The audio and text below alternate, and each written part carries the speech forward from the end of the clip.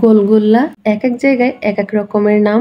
এই গোলগোল্লাগুলো আগে হাটে কিনতে পাওয়া যেত বা চায়ের দোকানে পাওয়া যেত, এখন এগুলো খুব একটা দেখা যায় না। যারা গোলগোল্লা খেতে পছন্দ করেন তারা চাইলে ঘরেই বানিয়ে নিতে পারবেন অল্প সময়ে। ঘরে আটা আর চিনি থাকলে খুব সহজে এই গোলগোল্লাগুলো বানিয়ে নিতে পারবেন। এখানে নিয়েছি 2 কাপ আটা। আটা দিয়ে এই নাস্তাটা বানাতে হয়। দিয়ে দিলাম পরিমাণ মতো লবণ। এখানে দিয়ে দিচ্ছি 1/3 কাপ চিনি, মিষ্টিটা যার যার পছন্দ মতো। এখানে দিয়ে দিলাম 1 চামচ ইস্ট। শুকনো উপকরণগুলো একটু মিশিয়ে নিব। এখানে নিয়েছি কুসুম গরম পানি। পানি দিয়ে পাতলা একটা মিশ্রণ বানিয়ে নিতে হবে।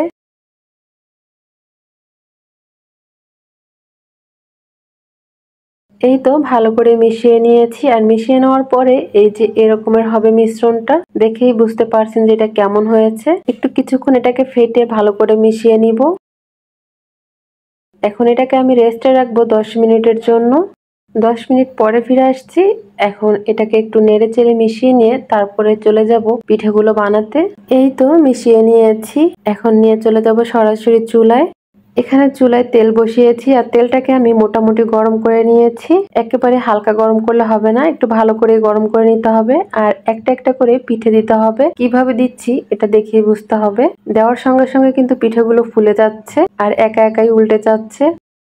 পিঠেগুলোকে এইভাবে উল্টে পাল্টে দিব আর চুলার আঁচ মিডিয়ামে রেখে পিঠেগুলোকে ভেজে নিব।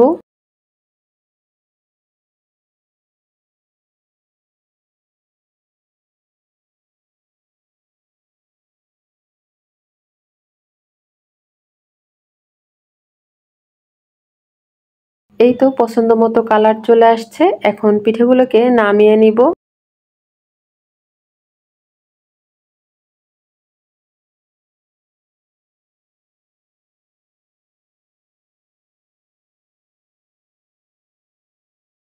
আমাদের গোলগোল্লা পিঠা কিন্তু রেডি। আর গোলগোল্লাগুলো একদম দোকানের মতোই হয়েছে। আমি একটু ছোট করে বানিয়েছি, কেউ চাইলে কিন্তু বড় করে বানাতে পারেন। গোলগোল্লাগুলো একটু বড়ই হয়। আর এই যে দেখেন কতটা নরম সফট হয়েছে।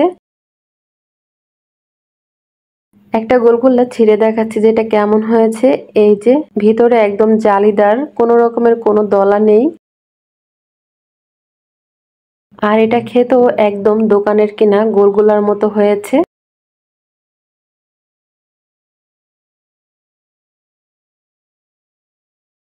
আমি আবার লাস্টে কয়েকটার মধ্যে একটু কালো জিরা দিয়েছি। কালো জিরা দিলে কিন্তু এটা খেতে বেশি ভালো লাগে। যারা কালো জিরা খেতে পছন্দ করেন তারা চাইলে 1 চামচ কালো জিরা দিয়ে দিতে পারেন। শুধুমাত্র ঘরে আটা আর চিনি থাকলে কিন্তু খুব সহজে এই গোলগোল্লাগুলো বানিয়ে নিতে পারবেন। আর এগুলো সবাই খেতে পছন্দ করবে।